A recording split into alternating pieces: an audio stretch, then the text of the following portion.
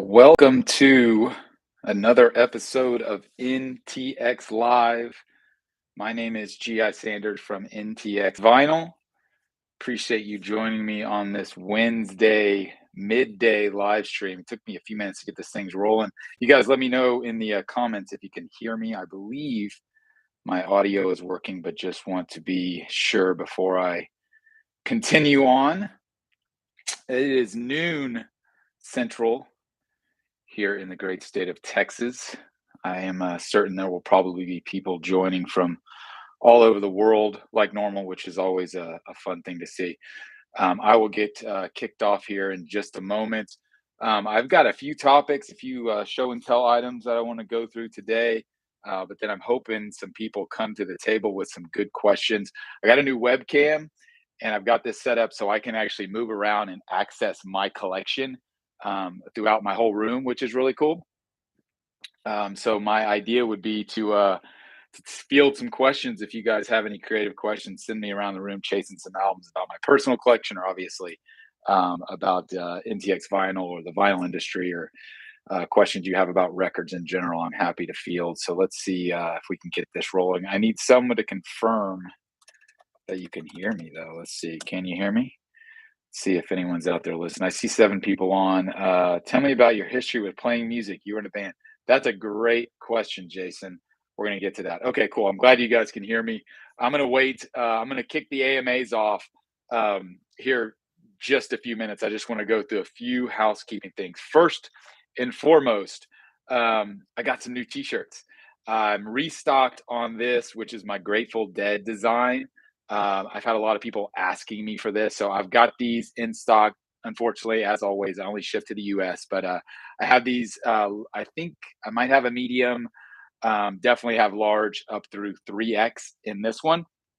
I also have brand new t-shirt design in case you missed it. I have the new Pearl Jam Stickman logo, which obviously is super fun. So I've got these as well, I believe large to 3X. The shirts are $20 each. And then lastly, I did some canvas tote bags, which are really cool with the Nirvana logo. These are $15 each. And these are really sturdy, not the cheap reusable ones. This is a good canvas thick bag. I think it holds about 7 to 10 LPs. So if you're looking to drop some cash on some NTX merch, there you go. I will have all of those in my shops soon. And we'll also have them at an upcoming event next weekend in town called the Switchyard Festival, which is the main reason why I got them in right now, because it's a big event. So super excited about those. A couple things from a vinyl perspective. This album just came back in print. This is 16 Stone by Bush, a pretty classic album from the 90s. It's hard to see, but this is a double LP clear vinyl. This has been selling for $50, $75 and up on the secondary market. So I'm super excited that it just came in stock. If you need one of those, grab one quick because they're going fast. It's featured on the homepage. I will also put the link in the chat here. Yeah, you guys keep the questions coming because I'm going to go back to your questions. So don't be shy on the questions. Just a few more housekeeping items. So Bush is in stock. I'm excited about that. I have probably sold 20 or 30 copies of that in the last 24 hours. So I'm running low on them. So if you need one, grab one. The other thing that's exciting is I've got another release from my record label in. The DFW Legacy series, if you're not familiar, is an independent record label that me and a couple of my friends formed. We have announced or released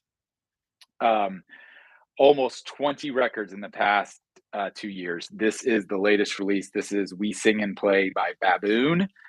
Yes, the name of the band is Baboon. It is on a silver vinyl. This is an EP that they put out originally, I think in the year 2000 or maybe 99. Super awesome EP. Love this record. So excited to have those. Those are shipping soon. Got another title that will be shipping as well that I'll show off next week. So that's really fun.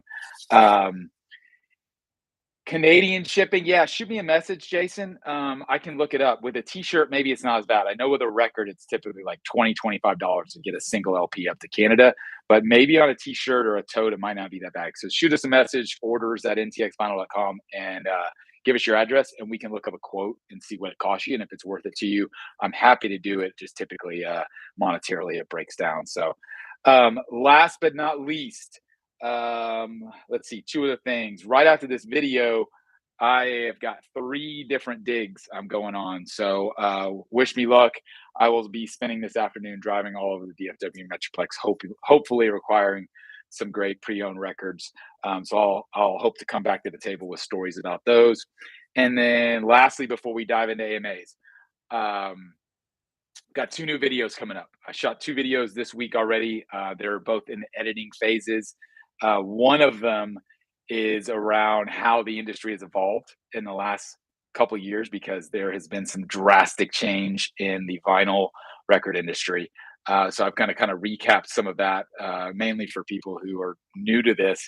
I hear all the time that, oh, I wish I could go back to how it was. Well, the reality is there's a lot of people new to this who don't know what it used to be like in regards to how much records cost and how accessible they are and all those types of things. So I've got a video coming around the evolution of the industry in the last 2 years, which is good. And then I've got another one which somewhat ties to that, around variant collectors. That one's going to be interesting because I'm sure I'll ruffle some feathers there. But variant collecting is very specific. You think vinyl records a niche, get into variant collecting, which is the idea of basically buying the same album multiple times because it's on different splatter, swirl, smoke vinyl. Love colored vinyl, but the variant collecting piece of it takes that to a whole new level. So I've got a video coming on that soon. So that's what's going on in my world. That only took 8 minutes. That's good. There's a handful of people on. I would love to answer some questions. Like I mentioned at the very beginning, if you've got any questions for me personally, I'm happy to answer them about NTX Vinyl, about the industry, about my collection. So I'm happy to walk around the room if you want to know what my rarest album is, know what my favorite R&B record is, know what the fifth album under the letter T is. I can go grab that. It doesn't matter. I'm here to just hang out for the next hour. So I'm going to start scrolling up on the feed. There's a few questions already. Drop some more questions in. I'm happy to answer them, but let's start. Jason had a question.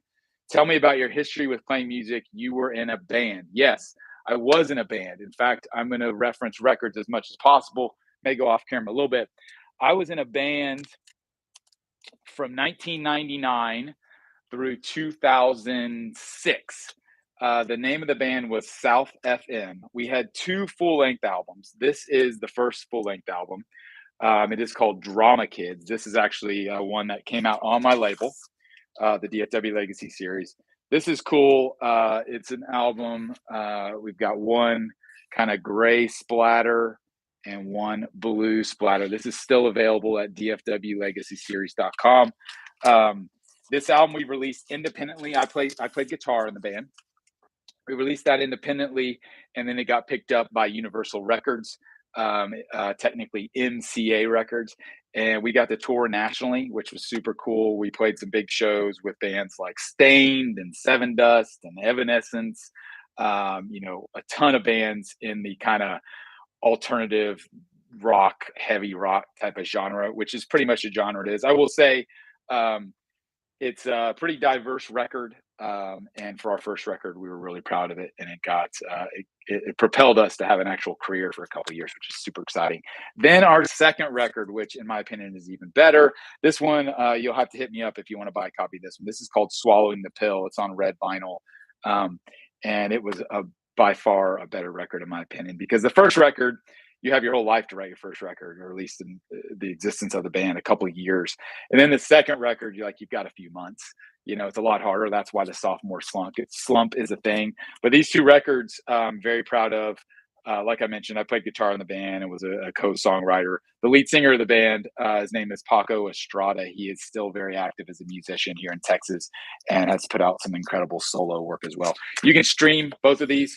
Look them up on iTunes, Spotify, Pandora, wherever you stream music. You can check out South FM, and again, some of that stuff's still available on vinyl. So all of that was a big part of my my musical kind of path, and has led me to NTX Vinyl. So super excited to still be involved in the local music scene, and love talking about that stuff. So appreciate you asking, Jason. All right, I'm going to just go down the list. So again, you guys drop questions in. I'll get to them as quickly as I can. Sean asks, good afternoon. I know you have NTX Vinyl. Is NTX Vinyl a side business for you? What is your favorite thing about running a record business? What is your favorite Halloween themed record? Oh, Lord. A couple of questions in there. NTX Vinyl, it has been a side business for several years. I've been at this about 3.5 years, and as of the last few months, it finally evolved and morphed into a full time thing. So, as of the last, really just last month or two, I'm now doing this full time, which is I think a dream come true. It's very, very fluid. It's amazing to be able to wake up every day, set my own schedule, do things like this, which are super fun. If you could see my office and around me, there are records everywhere because I price records almost every day. I go out and dig for records almost every day, pre owned collections. I order a ton of new records. So I'm constantly bringing records off the front porch because we run all of this out of our house. So it has become full time, which is amazing. That's really just speaks to the influx of new collectors in this industry and how far they have pushed it forward. So it's been an incredible learning experience, learning how to be in the retail business. I've never been in retail. I've never worked at a record store. I've never really aspired to work at a record store. I've never done anything in retail of any kind unless you count like sacking groceries when I was a kid, right? That's the only retail I've ever been in. I've been in digital marketing, mostly at technology companies for the last 20 to 20 years, more or less, since I was pretty much since the time I ended up, since I quit this band in 2006. I then started my own technology company and parlayed that into working at a couple of other startups from a tech standpoint, and always in marketing though, always in digital marketing. So if you see everything I do, whether it's on YouTube, Instagram, Facebook, the website, everything I do, I've learned along the way, and have been able to apply most everything I've learned from a digital marketing perspective, social media marketing, video production, all those types of things I've learned along the way. So I'm able to do just about all of this on my own. I do have a couple of amazing people who help me out, obviously on in a variety of ways. But as far as all the creative elements, that's a big part of kind of my expertise, and I've been able to apply all that to my love of music and love of records. So it's been um, a great kind of melding of my skills. Thank you for that question. Favorite thing about running a record business? I think the best part about running a record business is the gratification and the feedback I get from people who get an album from me, and whether it's in person and I'm talking to somebody, or whether it's obviously online and they post about it, whatever it may be, and they're like, thank you so much. I have been looking for this. I have always wanted to add this to my collection. It was my dad's favorite. It reminds me of this. Like those types of comments. And again, it's like I'm not talking about music that I made. I'm talking about music that I sell by any artist, but still to be able to be that conduit and that person who facilitates that person owning that record and enjoying it, that's the best part. It's just pure joy, and it makes me smile every time just to be able to be that guy. Like you could go anywhere. You can go to lots of different places to buy records. In the flesh, online, there are a million options. So the fact that someone chose me and they trusted me to get that album into their hands, that's pretty freaking cool, and that'll never get old. So, favorite Halloween themed record. Oh my God. Halloween themed record. So I don't know about Halloween themed, but I thought of one, and I'm going to walk a little ways off camera. I guess you can kind of see me. If I'm thinking about Halloween, there's a certain record that comes, and it's not necessarily Halloween themed, but it does remind me of Halloween. This album right here, which is in my soundtracks, which is why it's way down here. This one always reminds me of Halloween. This is The Crow, a fantastic soundtrack. This is the record store day version from a couple years ago. It's one LP on white and one LP on black. If you're not familiar with this soundtrack, I don't know if it's Halloween themed, but it always kind of reminds me of Halloween because of the aesthetic of the art and the darkness of the film. But this is featuring Stone Temple Pilots, Nine Inch Nails, Rage, Violent Femmes, Rollins Band, Helmet, Pantera, Jesus and Mary Chain. Just an amazing track list. So that's my the closest I can get without thinking. Good question though. That's a good one. That's the type of stuff I think these AMAs are good for. Try and stump me my own collection. That'll be fun. All right. Let's see what else we got. Thank you for the question, Sean. Jason asks, does your family ever move things around in your collection just to piss you off? Hell no. I remember the last time I lost a record. It's been a while. And the reason why is I filed it under a different genre. Like there's some artists that are very easy. They go in rock. Like this whole wall over here, what you see, that's all rock. So that's everything from classic rock, alternative rock, punk, metal, anything underneath the rock umbrella, it goes on that wall, and that wall's almost full. Below me, which is a desk where the laptop is sitting, I've got all of my R&B, soul, jazz, funk, everything in there. And then in the very back, if I scooch over, my turntables in the back, I've got box sets along the first row here.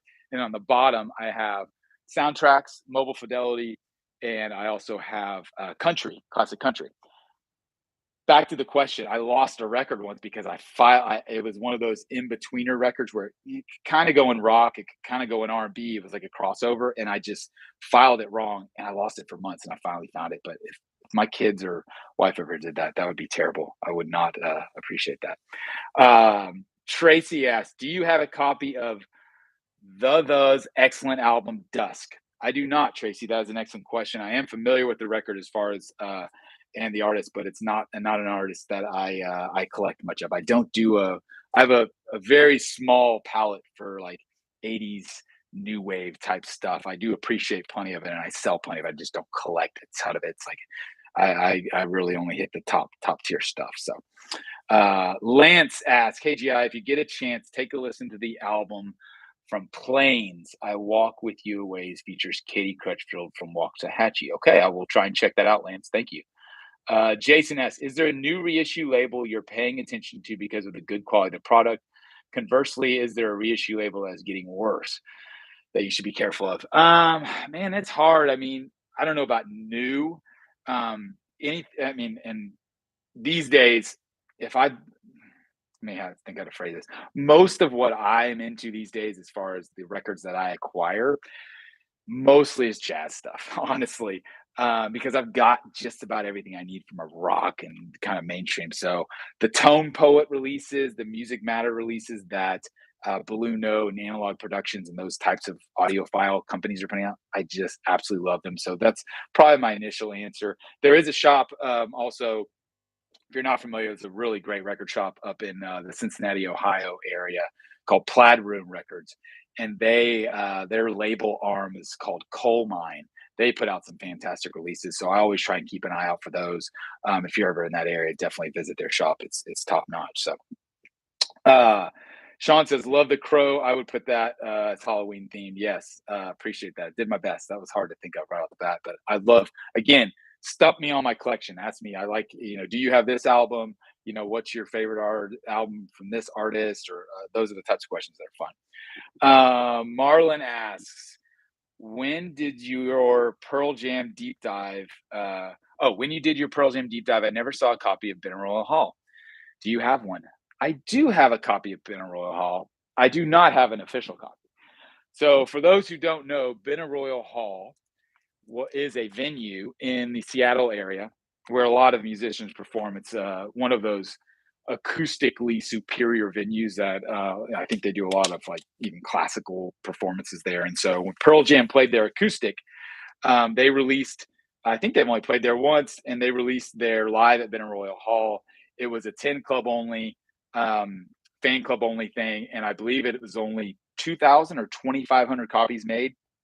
And it sells for about as much money. If you can find one for less than $2,000, you're getting a deal. There is an unofficial copy. This is the only one I have. So this is a triple LP unofficial bootleg, and it comes on orange vinyl, which is really nice. And it sounds pretty good. It's a rip off of the CD for sure, which is what most unofficials are. And there's actually a little blip on one of the last tracks, but it's like a 30 track album, Pearl Jam, all acoustic, but it's a beautiful record. If you're not familiar with it, it's one of those iconic Pearl Jam live performances. One day I would love to own the official copy of Binneroyal Hall, which is beautiful. It's different artwork. This is what the CD art looks like, but the LP is in a box set that's all maroon and it's just got simple artwork. But it's just very rare. I don't know if I can ever bring myself to spend $2,000 on a record. My gut says I probably won't. So hopefully maybe one day I'll get to it, but not anytime soon. So, all right.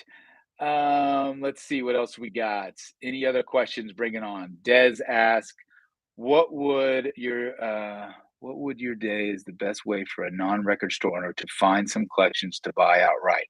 Okay, good question in regards to pre-owned records. I've done some videos on this, but it's been a while. Hunting for pre-owned collections is a lot harder these days than it was, let's say, pre-COVID or a couple of years ago. And mainly just because there's so many more people who have that same question, like, how do I acquire more records for less money? Like and there's not a ton of tricks, honestly. It really just all comes down to hustle. I don't care if you're looking on Facebook Marketplace, if you're on Craigslist, if you're on Nextdoor. These are all apps where you can source records. I think the best way, honestly, Des, to find records in bulk and collections for decent money is to, first of all, make sure your friends and family know that you collect and you're looking to collect, because there is a pretty good chance there's someone, a friend of a friend, who might have a collection sitting in a closet and they will never do anything with it, and they would probably love the space. So that's the first thing, is just make sure that your immediate circle around, because I'm telling you, the number of people who've come to me with, "Oh, I didn't know you collected records," even knowing as transparent as I am with this stuff, you'll get some pretty good stuff that way. So make sure the people around you collect and know you're sourcing for records. Then I would go a little broader and go to your neighborhood. That's where an app like Nextdoor comes in. If you're not familiar with Nextdoor, it's a neighborhood-based app where you sign up, and it's for things like Crime Watch and I lost my dog and all this stuff. You can go on there and say, "Hey, I collect records. If anybody in the neighborhood has one," you might find someone right on your street. True story. I have literally walked down my street to find records because I posted on Nextdoor, and someone was like, "Yeah, I live on this street at this address. Come on over." It's like 20 minutes later, I had a stack of records. So that expands a little bit. And then beyond that, you go into Facebook Marketplace, you go into Craigslist, you go to garage sales, you go to estate sales. There are estate sale sites, like I think it's estatesales.net. You can sign up for notifications on keywords. So you could put in vinyl records or records LPs as keywords, and you will get notifications from them whenever there's an estate sale within your area. If you put the zip code of when an estate sale pops up with records. And of course, it's totally hit or miss, but you got to take a shot. So that's the type of hustle I'm talking about. You can't just kind of sit back and wait. You got to spread out there, make sure people know you're looking, try all the different apps and marketplaces and you can. And then again, keep your eyes open. Garage sales, they're far and few between these days compared to what they used to be just a few years ago, because people know vinyl is hot now. But those are, you can still go after them. I would still highly encourage it. So it's about diversifying where you're looking, where you're hunting, and where you're putting that information out there. And then you hope and pray. It's a lot of right time, right place, those types of things. So great question though, Des. Thank you. All right. Going down the list, Jason asks, what pressing of Zeppelin 3 do you have? Oh, that's a great question. Zeppelin 3, I hate to say my favorite Led Zeppelin, but it's one of them. I've got 3 pressings. I know I've got 2 US pressings. Yes, I have one US pressing right here. This is an original US pressing. I bought this in Los Angeles. It's one of the first kind of pre-owned classic rock records I remember buying. And the reason why I was in LA was with my band. Going back to the top of the video, we were out there doing some recording demo type stuff, and we did some shopping and grabbed this. I don't remember. I think I grabbed it off a little record store off the Sunset Strip, but this is like 99 2000. So I don't remember what it was. It wasn't like Amoeba or anything like that. So that's a US pressing. I've got, and it's complete with the working, it's a really clean copy with the working pinwheel and everything, which is just so beautiful. I love Zeppelin for going all out on their album art. The next copy I have is, I believe, identical, but it is in shrink. and has the hype sticker on it, which is really cool because the hype sticker lists the entire track list. So I kept the second copy since this one's in shrink. Really, really clean. Both of those are again, I don't know if they're first pressings, but they're early U.S. pressings. I want to say 1971. Is that when three came out? I don't. It's not on the back, but probably got that wrong. Someone will correct me. And then my third copy, which I don't collect. I don't have a lot of multiple copies of albums, but I do. This is the Japanese pressing. I got this one most recently. I just thought it was so cool. The obi strip and the Japanese is just super super cool, and it does sound fantastic. I honestly, this may be one of a handful of Japanese pressings in my entire collection, so I can't really speak to Japanese vinyl. I have heard it sounds great, and I can only really tell you what I know as far as that copy goes. I think I might have one or two else, but I love Led Zeppelin 3. Led Zeppelin 3 is that crossover record for me. It's like Led Zeppelin 1 and 2, so straightforward rock, so much kind of blues influence, and obviously they borrowed so much from the bluesmen the early days. But then Led Zeppelin 3, they brought out the mandolins and the acoustics, and like you kind of you kind of saw the potential of like, man, these guys are not a one trick pony. So I love Led Zeppelin 3 for that. So, all right. Thank you for asking about that. Matt asks, what album in your collection sounds the best when you want to show someone your sound system? Great question. There's a lot of them, obviously. This is one that I gravitate towards, and it's a cool one. It's one of my favorite records. Let's talk about the greatness of Danzig. Look at this, baby. This is an original pressing of Danzig's self-titled album on American Recordings, Def Jam. And the story behind this album is I did get it in a dig from a larger collection. It actually, I need to clean it up a little bit. It's got a few debris on it, but this thing cooks. It is one of those where not all, I will say this, not always does the original pressing sound great. In this case, there's not many reissues of this one at all. And this original does really sound great. It is hotter than hell. And I have grown to love this album. I was never a big Danzig fan. Of course, I knew Danzig. I knew he came from the Misfits, and I knew Mother, which is on this record. But man, you put on songs like Twist of Cain, that thing's fabulous. So I always pull that one out if I change something in my system. There's a handful I'll go to, but that's one of them. That's a great question. Thank you, Matt. All right, Adam, what's up, man? Thanks for tuning in. What is your opinion of the term shoegaze? In the last few years, it seems the word is getting used to describe a lot of different stuff. Do you think that term means something different now? That's a good question. I don't disagree with you. It's not a genre I am like overly familiar with. I mean, obviously, I think bands like My Bloody Valentine, that's what I think of when I think of shoegaze. There's a plethora of other artists that follow suit behind that. But that's one of the big ones. Bands like Lush and Jesus and Mary Chain, Cocteau Twins. There is an album. I don't know if it's quite shoegaze. I got this recently. I think it kind of lends in that direction, but I got an original copy of Dinosaur Jr.'s Where You Been. This is kind of heading that direction. Jay Mascis, I don't know if it's straight up shoegaze, but they're kind of the same era. This is a cool record I've been listening to. This is original press on clear vinyl, which is really neat. So great question, though. It's just not a genre that I'm super, super familiar with. But it does feel like it's kind of evolved a little bit because I know it's one of those genres that it's very niche, but the people who are into it are very into it for sure. So, all right, Marlon asks, thanks for the hack of using throwaway records as labels. Dividers, I'm just getting them dry and soon my records will be alphabetically cool. Yeah, so that's a trick that I've been using for years, man, because record dividers, so as you can see, there's records sticking out on my wall, obviously. And I do so many videos and things like this that people are like, what are those records sticking out? So I did a little YouTube short on it.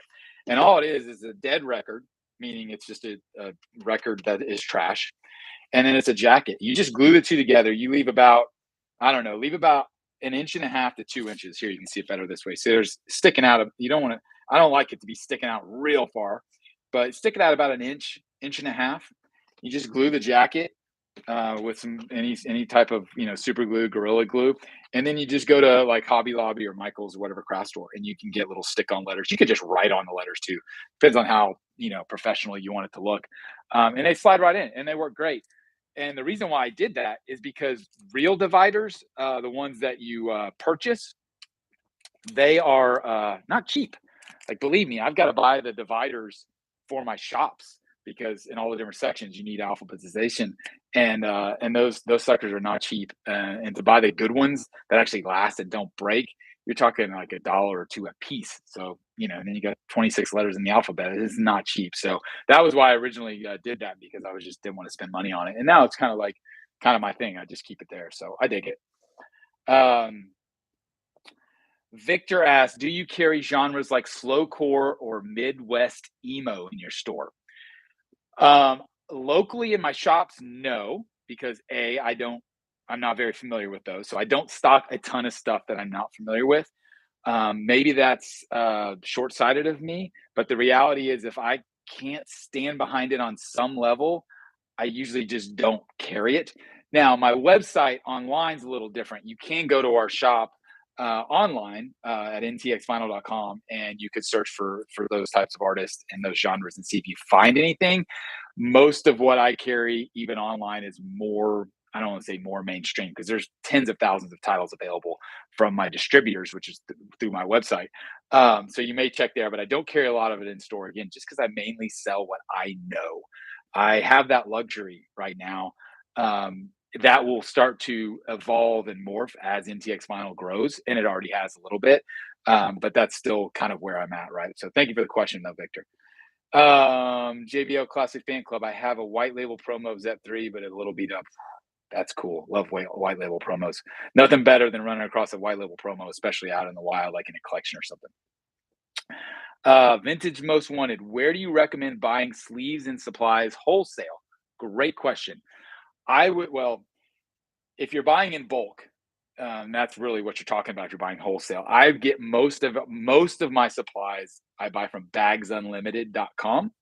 Bags Unlimited will sell everything you need from a shipping perspective and from a care and maintenance perspective: sleeves, cleaning solution, inner outer sleeves, boxes, filler pads, all those different things. So Bags Unlimited, they're probably not the cheapest if you buy in lower quantities, but if you're buying in bigger quantities, Bags Unlimited is pretty solid, and shipping's fast, and the product's good quality product, very consistent. So I would definitely check them out. All right. Thank you for the question. Canvan 33 RPM. Do you have any Pink Floyd records? If so, I would love to see your collection, or at least some of them. Yeah, I have an entire collection of Pink Floyd. I need to do a video on it. I don't have a massive amount. I've got about that many. Does that count? Let me pull out a couple. I'll pull out my favorite Pink Floyd records, which shouldn't surprise anybody. I have got a couple copies of a few of them. I'm gonna have a lot of records to put back after this, which is fine by me. Here we go. So I've got a few. I know I've got one over here because one of them just got pressed and I haven't even shelved it yet. If you don't have the new reissue of Pink Floyd Animals, you need to fix that. I'm telling you, it is absolutely beautiful. Now I'm down here in my MoFi cube. I don't know if you can even see me, but I'm looking for my MoFi Dark Side. Okay, Pink Floyd. I've got so I'm a little unique with Pink Floyd in that Pink Floyd to me is Roger Waters. I struggle a little bit with the current iteration of Pink Floyd, or when I say current, I mean the last 20 plus years, right? So Dark Side of the Moon. I mean, I've probably got 3 or 4 copies of this. This is my Mobile Fidelity copy, which is beautiful.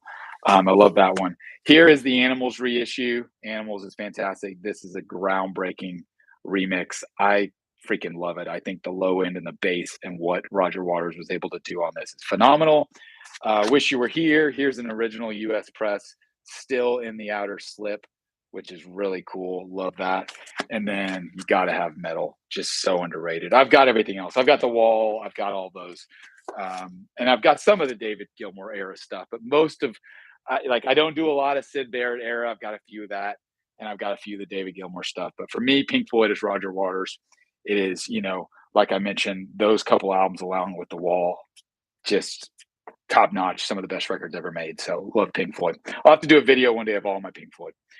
Um, Thank you for the question. Christopher asked, do you have Jellyfish Belly Button, the Holy Grail I can't find? No, I do not have that record. I saw Jellyfish has got something coming out. I think it's a box set though, because the price point is really high. So you might look into that.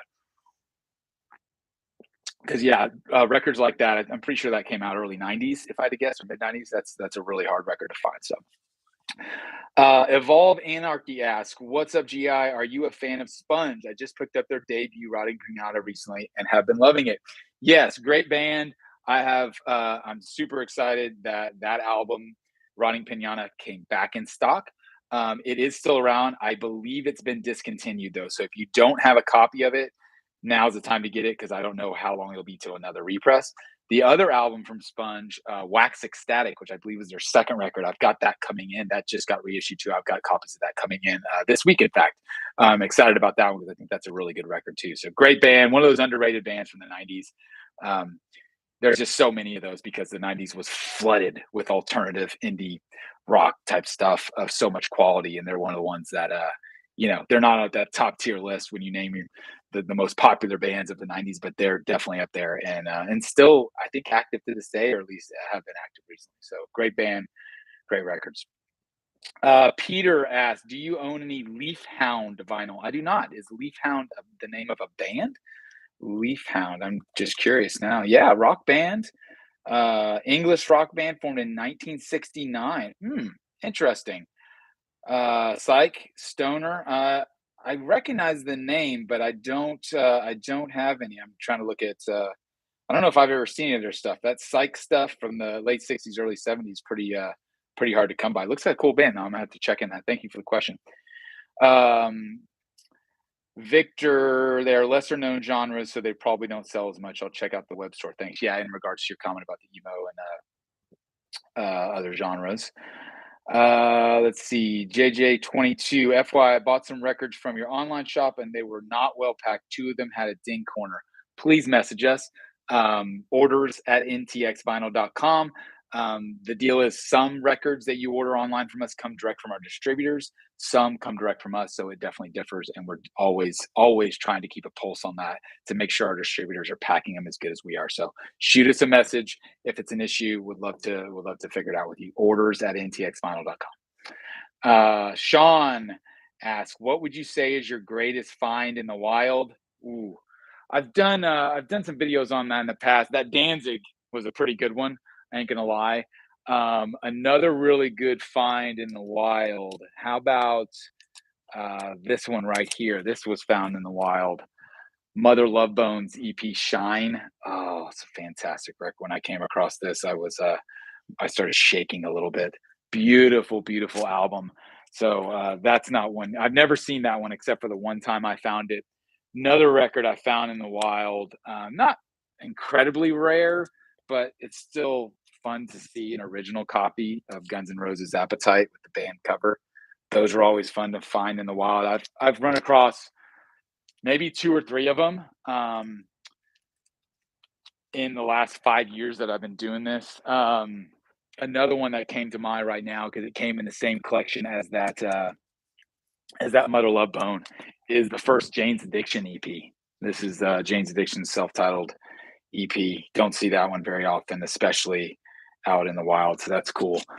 So yeah, that's a few of them. Those are all pretty rare, definitely out of print and sought after records. That's top of mind. Those would be. I've also got a bunch of like R&B jazz stuff that's really cool. But those are the big names for sure. So thanks for that question. That's fun.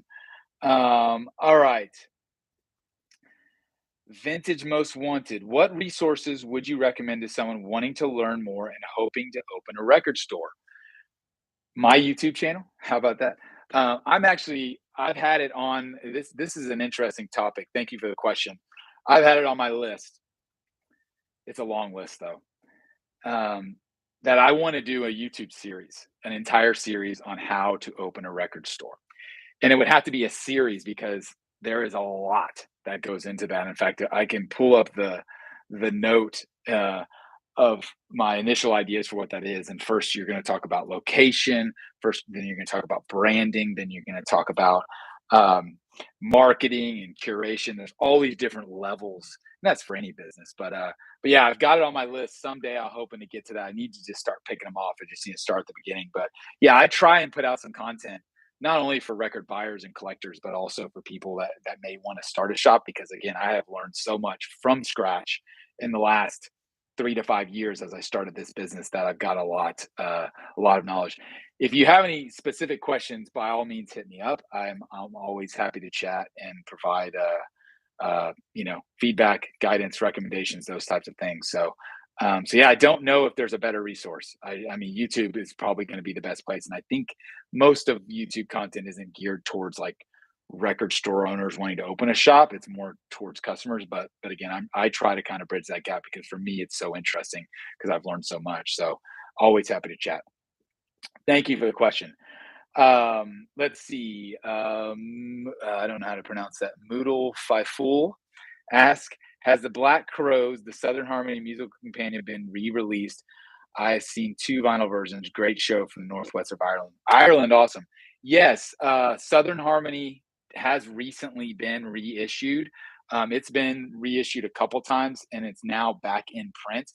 You're from Ireland, so I'm not sure if that translates over there, but I know in the U.S. that's an album I've had. In fact, I had it in one of my more recent episodes of Vinyl for Sale. I had Southern Harmony in there, as well as Shake Your Moneymaker.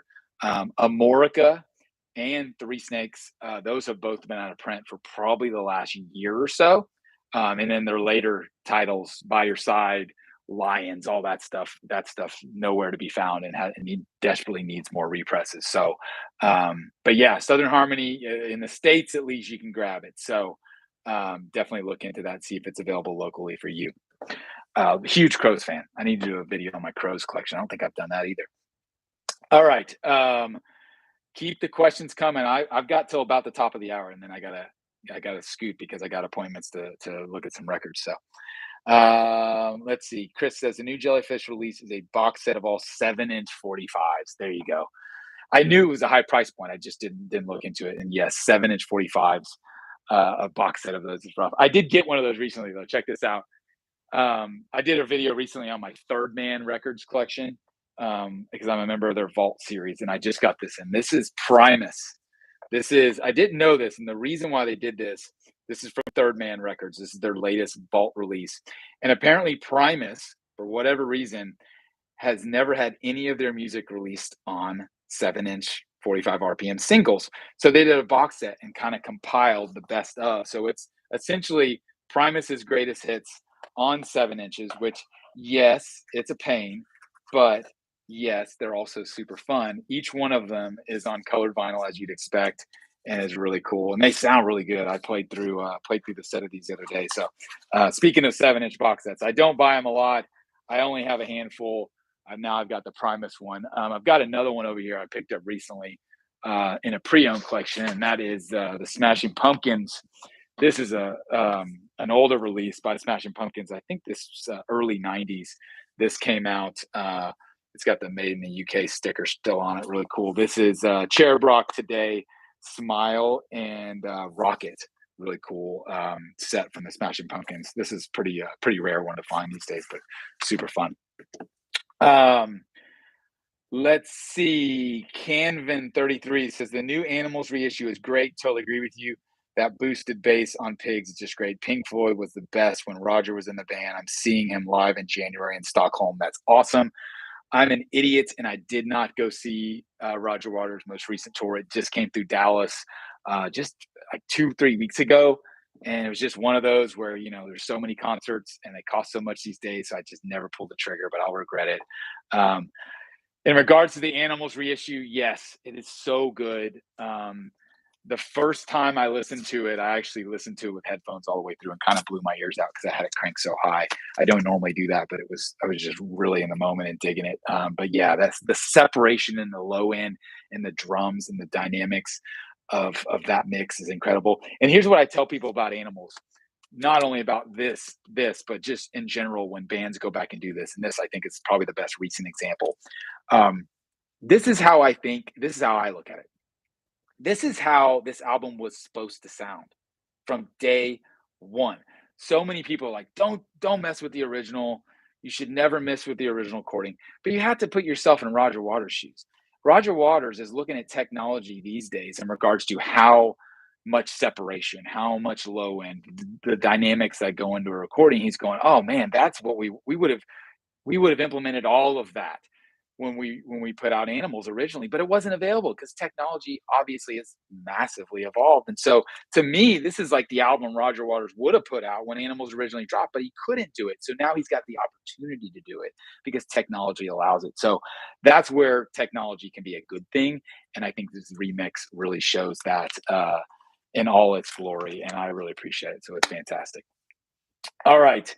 Will you have Jason Lee asks, will you have an electronica section on your website? You have asked me that before, Jason. I need to tend to that. I'm sure that the thing is, when you go to my website, again, there's tens of thousands of records available because I'm connected with a distributor that ships out a good portion of that stuff. And they're out there. I just need to curate them. So I will put that on the list by all means. I promise by the next time you ask me, I'll get that done. Don't quote me on that. Victor asks, what are your thoughts on the recent surge of interest in CDs? Do you buy CDs for albums that do not have a vinyl reissue? Great question. I personally do not buy CDs. I get asked all the time if I buy CDs, especially when I go buy record collections, because people are like, oh, do you buy CDs? Do you buy VHS? Because they're trying to clear out closets usually or storage units. But the room I'm in, as you can see, my turntable is right back there. I don't have a CD player. So I actually do have a cassette player over there, but it doesn't work real well. I've got an 8 track underneath here. I don't own a CD player. I guess in my cars there are CD players because they're not very new cars these days. You can't even get a new car with one, I don't believe. But so for me, a CD is not going to do me any good. I am under I operate under the methodology that if I don't have it on vinyl, I'm just going to stream it because I use Apple Music and I have Sonos connected throughout my whole house, so I can stream anything. Now, obviously, if it's not on streaming, we'll know, but the vast majority of music is available these days on streaming. So I'll stream it if I don't have it. But for me, it's all about vinyl, not only because I love the format the most, but because everything in my life, this room being the best example, is set up for the vinyl experience. And this is where I listen to 90% of the music that I listen to. If I'm not in this room, that means I'm in the house somewhere and I'm usually streaming and it's usually more background. But if I'm going to actually sit down and listen, I'm in this room and I'm not set up to spin CDs. My biggest personal um, anecdote about CDs is they sound fine. There's nothing wrong with the sound of a CD in most cases. Sometimes they could be overcompressed coming from the 90s and stuff. But I don't like the fact that you put the CD in and it goes away. It goes and you put in that little tree in that little tray and it just disappears. And I'm like, where'd the music go? If I'm going to put that on, I might as well just stream it because it's invisible at that point. What I love so much about vinyl is that the visual aesthetic is there, not only on your shelf, but when you're spinning it. So for me, it's more about the experience of the room and dropping the needle and all those things. And I personally just don't get that from CDs. Plenty of other people collect all different formats. I really only collect records. That's just what I do. It's what I love. So, but I know they're coming back. I know a lot of record stores sell them. I don't sell CDs locally, mainly because I don't really love them, and B, I'm short on space. I just don't have a ton of space. My shops are small; they're highly curated, so I don't have a ton of space. And yes, CDs may be coming back, but you can't sell them for that much. Like, what do you buy CDs for pre-owned? When I've talked to people about this, and I've talked to people a lot about it because I've considered selling them, people tell me they usually buy a good used CD for $2-3. That's a great deal. If you don't have that record on vinyl, or you don't have that album on vinyl, and maybe you don't do streaming, sure, that's a great way. But $2 to $3, like, okay, that means I basically have to acquire the CDs pre-owned for free. Like, if someone's going to give me CDs and I mark them at $3, that's still a very small margin to deal with, especially if I'm going to have to look at each one of them, maybe even clean them, maybe replace jewel cases, do all the work that goes along with it. There's not a ton, but there is still work. And then in the end, I've done all that to make a dollar or two, which is fine. Money's money, but I only have so much time. And so the time I'm going to dedicate to NTX vinyl, it's going to be for vinyl, not for CDs, unless something changes. But most what I've heard from everybody is that good used CDs these days still only sell for two, three, four, $5. Now there's outliers, there's rarities. I've heard of plenty of CDs that have become collectible and out of print. But so I'm generalizing, but that's kind of my point of view on it. So, all right, thank you for the question, though, Victor. We've got another 10 minutes or so left. I'll keep plowing through if you guys got more questions. I really appreciate it. What are the most extreme records you have? Any metal? I'm not a huge metal guy, in case you didn't know. I mean, to me, metal's like Sabbath. You know, to me, metal is Metallica. And that's like pop music to people who listen to like doom and all that kind of stuff. Black metal. So that's not even metal. I don't know if I have anything necessarily extreme. I'm a pretty, I guess you could say, mainstream guy because most of what I collect is artists you've probably heard of. The more rare, I don't know if it was equated as extreme, but the majority of the kind of oddball stuff I'm gonna have is probably more like local stuff where if you're not from the Dallas area, you probably may not have heard it. So there's oddball, rare kind of oddities in my collection. Is probably more so from a local perspective because I love local music and I've always been involved in that, having been in a band. So yeah, I don't know that I'd have anything. The heaviest stuff I'm gonna have, it's like I mentioned, stuff like Sabbath and Metallica, Queens of the Stone Age. I showed Danzig, like things like that is about as heavy as I get. I don't go much heavier than that, and I definitely don't have any like hardcore thrash or doom or black or any of that. Nothing against it. I just don't. I don't get into it. So, thank you for the question, though, Peter. Recently Dublin. All right. You touched on it a bit when you talked about animals, but what are your general thoughts on remixes and the new trend of remixing everything?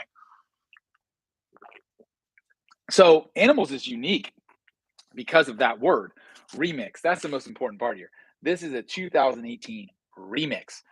Most albums aren't remixed. You got to make, or to my knowledge, like most of what is getting put out today is remastered, not remixed. Those are two different things.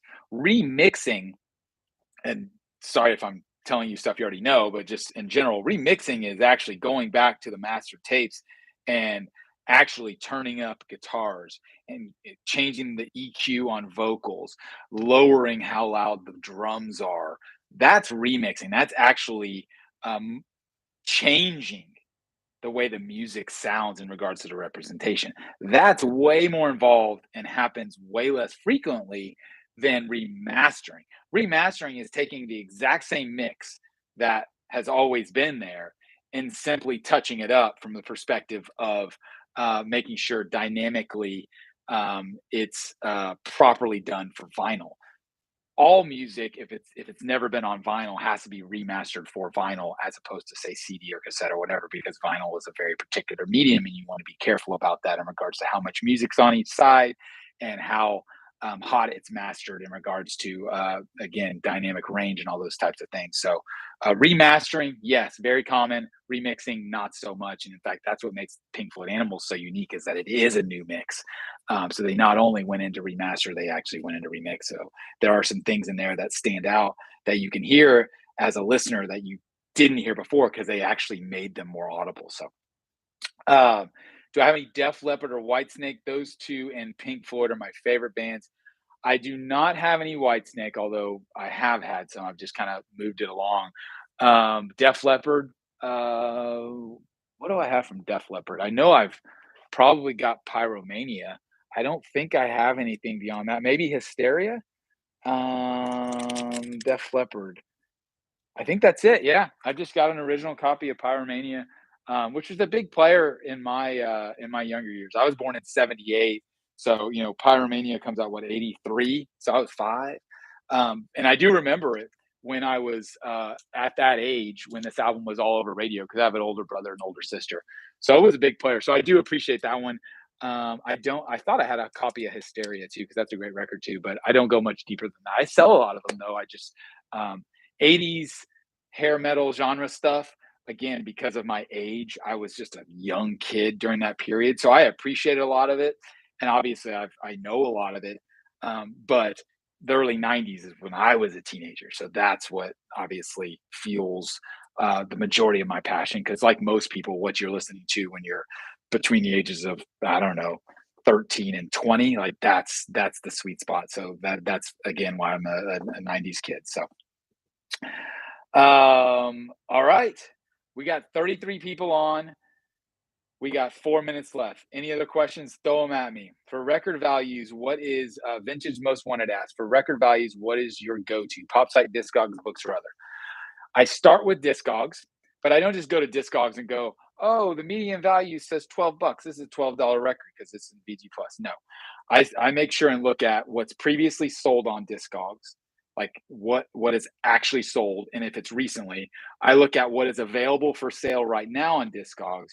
And then if I feel there's any discrepancy, or if I feel that maybe those prices are inflated, I will go to eBay, but I'm not going to check eBay and just look at all the buy it now crap.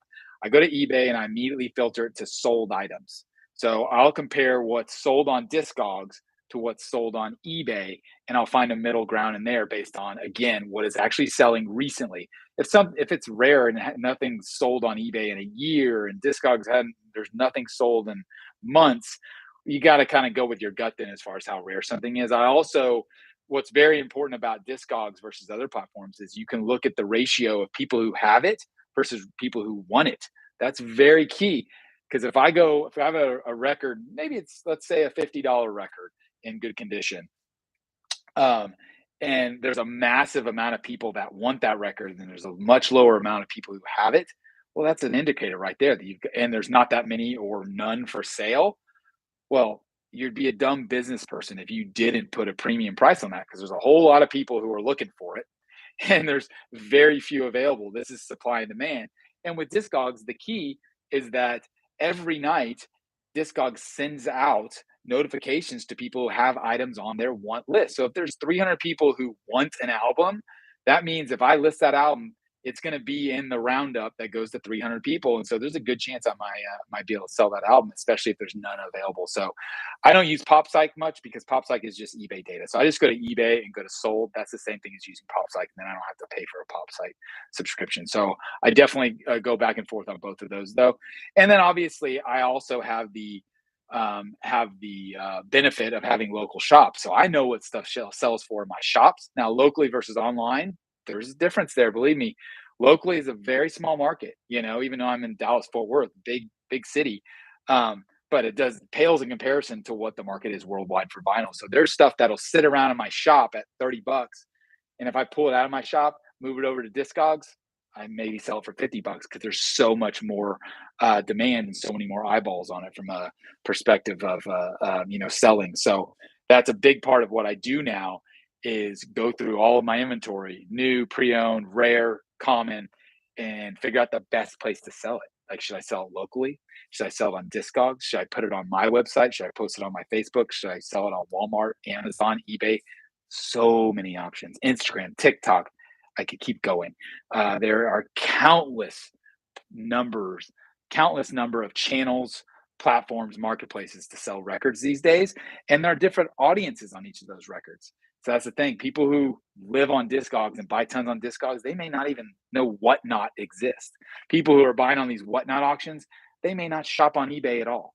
So depending on the record, depending on the audience, and depending on how quickly you want to sell it, all of those are determining factors into like how you price a record and those types of things. So a lot of options these days. Great question though. All right, Sound of Minder. Hope this isn't too personal, but I've always been curious what GI stands for in your name. Not too personal. Most common question I've ever had in any business meeting I've ever had. GI is a simple nickname because I used to play with GI Joes when I was a kid. My dad is probably watching this, maybe not live, but he'll watch it on demand. And he's the one who started calling me GI. And then I have an older brother, and all of his friends at the time caught on to that and started calling me that. So from the time I was 10, 12 years old, I was already known as GI. And then that's translated into when I was a band, going back to the very beginning of this video. And people were still calling me that. And so I just kind of let it stick. And here we are, a grown adult with a nickname of GI. So thanks for the question, though. Thank you. I love this channel. Great info. Keep them coming. Thank you. Really appreciate everyone tuning in. I love this Ask Me Anything format. I may do this a little more often. I may put some guardrails on it because I think that's always good. Where I will restrict it to like just ask me about my R&B records or just ask me about my a specific genre or letter of an alphabet. Those would be cool too. So yeah, if you got any ideas on specific AMA formats, I'm all ears. I do have to sign off now though because I've got to hit the road. I've got 3 collections I'm going to look at. None of them are big, but I'm very optimistic there's going to be some quality stuff in them. So hopefully I'll have something to report back on. I'll post some pictures across social media. If you guys aren't following me, if you do Facebook, if you do Instagram, if you do TikTok, definitely look at the community tab on YouTube as well because I've started using that for just promotions and updates, and that's where I'll probably post some pictures of anything that I get in good over the next couple hours. So thank you all again. Appreciate the time. GI Sanders here from NTX Vinyl. I love you guys for tuning in and for helping me out with some questions because it makes it a lot more interactive and fun. So we'll see you again next time, maybe again next week on NTX Live. I'll do this sporadically just as I kind of have time and have something to talk about. So appreciate it, and we'll see you again next time.